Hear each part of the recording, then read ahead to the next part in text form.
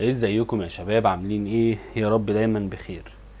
اول حاجة انا عاوز اشكركم، اشكر شخص ان احنا الحمد لله في اقل من اسبوع قدرنا نجيب او نحقق 100 التانية من السبسكرايبرز. بقينا 200 وعدينا 200. ده اول حاجة لازم نشكركم، لان طبعا دعمكم لينا. طبعا في كومنتات كتيرة جدا الحمد لله ان كلها بلا استثناء جميلة وايجابية. ده بيدينا دفعة اكتر ان احنا نشتغل ونعمل ونطور كمان من الحاجة اللي بنشتغلها علشان نقدر نفيدكم بيها قدر المستطاع. ده كمقدمة. النهاردة هنعمل تصميم سوشيال ميديا لشركة سياحة، او مش شركة سياحة، يعني هو التصميم يخص السياحة. انا بس حبيت انوع كده، حبيت ابحث اشوف ايه اللي ممكن نعمله جديد او ايه الفيلد اللي نشتغل فيه جديد. لقيت ان السياحة مطلوبة وفي نفس الوقت تصميماتها حلوة وفي ناس كتيرة بتشتغلها. فاحنا النهاردة هنشتغل بالتو كالرز دول كباك جراوند، اللون الغامق واللون الفاتح. اول حاجة عندنا هنخلي الباك جراوند باللون الغامق اللي هو اللون ده، وهعمل نيو لاير وهجيب اللون الفاتح اللي هو اللون ده، وهجيب الفرشة الفيدد بتاعتي واخلي الاوباسيتي والفلو 100% واعمل النقطة بتاعتي. طيب جميل جدا. هنكبر بس النقطة دي كده شوية بحيث تبقى الموضوع عندنا كويس. اول حاجة هعملها ان انا هجيب الشنطة دي. احنا هننسق كل حاجة وبعد كده هنظبط الشادوز ونظبط كل حاجة مع بعض. هنجيب الشنطة دي، طبعا انا قصص لكم كل الاستوكات دي كلها عشان تشتغلوا عليها على طول. تاني حاجة نجيب الكوتشي ده، ممكن نحطه كده هنا. تمام. بعد كده هنجيب البنت دي.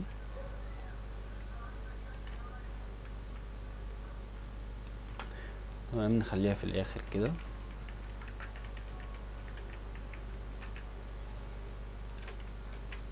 لذيذ.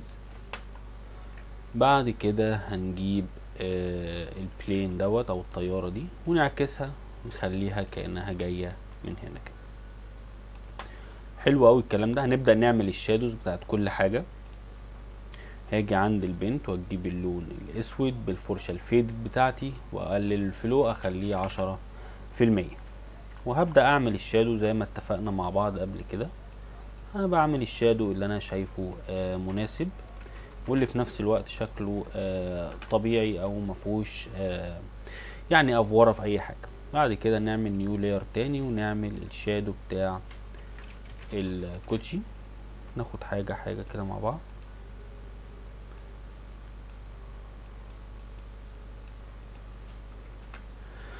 تمام. نجيب الشنطه بتاعتنا نعمل لها نيو لاير برضو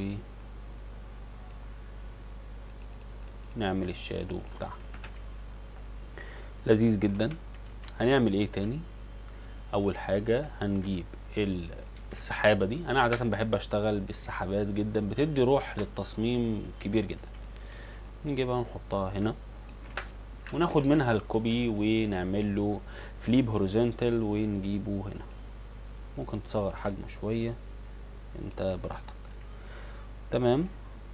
ممكن كمان نعمل حاجه حلوه، نيجي تحتهم هما الاتنين وندي نقطه بالفرشه الفيدد بتاعتنا والاوباسيتي والفلو 100%. ندي نقطه هنا، كبرها بس شويه بحيث يبان الضي بتاع السحاب. ناخد منه كوبي ونرفع واحد تاني هنا وناخد كوبي تاني ونجيب واحد تاني من تحت. جميل جدا. بعد كده هجيب الباك جراوند. طبعا احنا هنعمل التصميم ده كأننا بنقول للناس تعالوا زوروا مصر. هنحط الباك جراوند بتاعتنا زي ما انتم شفتوا كده ونكبرها على قد البروجكت كله ونخلي الاوباسيتي بتاعها 20% ونخلي المود مالتي بلاي. تمام. نجيب بس كده ايه باك جراوند من هنا، ممكن تزود شوية. لذيذ. وهعمل لير ماسك للصورة نفسها بتاعت القاهرة وهنقلل الفلو شوية وابدأ امسح من تحت كده شوية بحيث ان الموضوع يبقى كويس، يعني ما يبقاش اوفر او حاجة.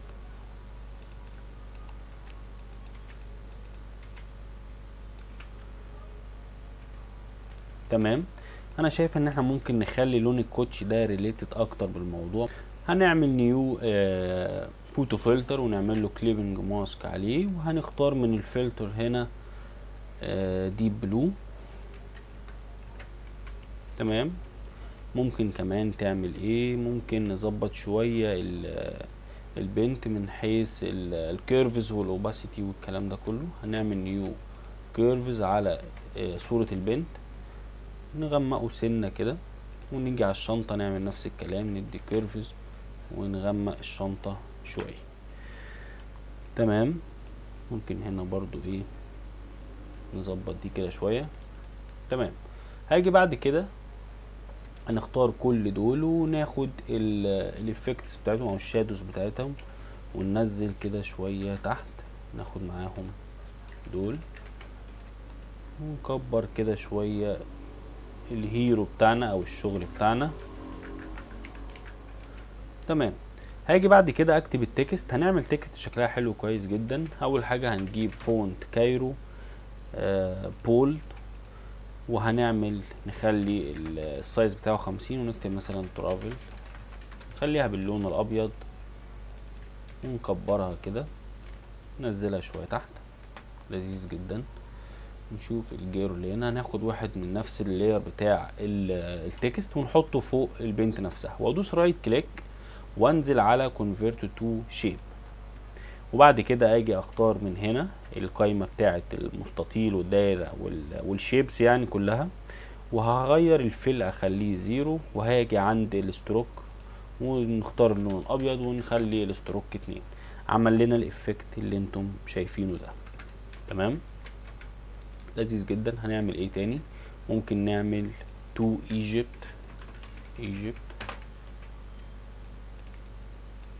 صغر حجمها شوية كده، ممكن مثلا نخليها هنا، واجي تحت منها اعمل نيو لاير واختار اللون ده، واعمل زي شيب تحت منها او شادو تحت منها باللون ده. ممكن تخليه زي ما هو ونخلي الاوباسيتي 80%، 70. طب كويس كده، كويس جدا.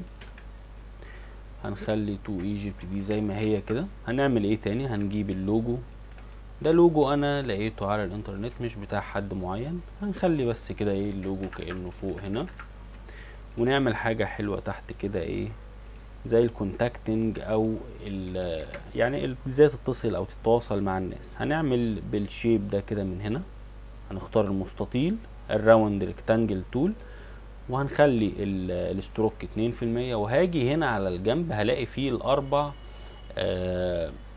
يعني الجوانب بتوع الستروك اللي انا عملته. هاجي عند اي واحد فيهم طالما انا عامل الاتصال او نقطة الوصل بين الاربع اجناب، هدوس عليها كده هتظلل لي عليها، وهاجي من الشمال لليمين واكبر، هلاقي ان كله وصل للاخر 16، والريكتانجل معايا بقى مدور من الجناب.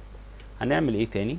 هاجي اعمل نيو تكست ونخلي السايز بتاعنا 8، ونكتب مثلا www.website.com. بعد كده نخليه كده، ونيجي هنا نخلي الفونت ريجولار. ممكن تصغر بس حجم الفونت شوية ونوسطنه كده بين الاتنين.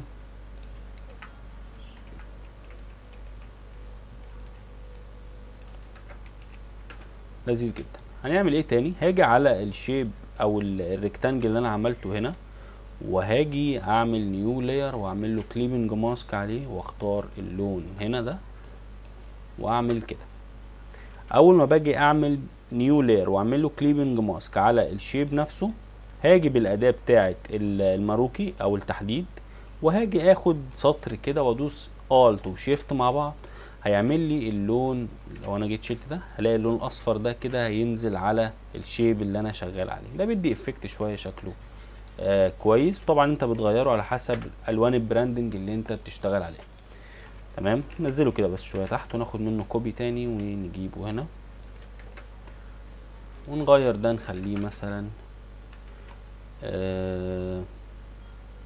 نغير التايب من هنا، نخليه من الشمال لليمين، ونغير الفونت نخليه بوبنز، فونت بوبنز كويس جدا طبعا. 2 0 1 2 3 4 5 6. فرضا ده الارقام بتاعتنا او ده الرقم بتاع الشركة اللي احنا شغالين عليها يعني.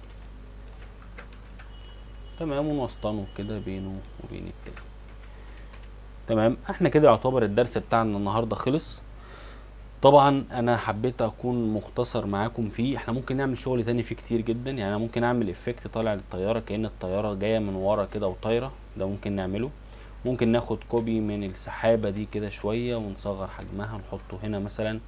يعني هتلاقي في حاجات كتيره ممكن تعملها زياده، بس انا حبيت يكون الفيديو بتاع النهارده مختصر على قد ما بنقدر ونتعلم فيه اكتر. اتمنى يكون الفيديو عجبك. ان شاء الله الفترة اللي جاية هنكمل سلسلة تعليم او سلسلة توتوريالز الماركت او السوشيال ميديا سوبر ماركت ديزاينز، ده هنعملها وهتنزل على التشانل عندنا في اقرب وقت. وتاني مرة انا بشكر كل واحد قدر يساهمنا ولو بكومنت، ادانا الدفعة ان احنا نشتغل اكتر ونحاول نفيدكم على قد ما نقدر. شكرا.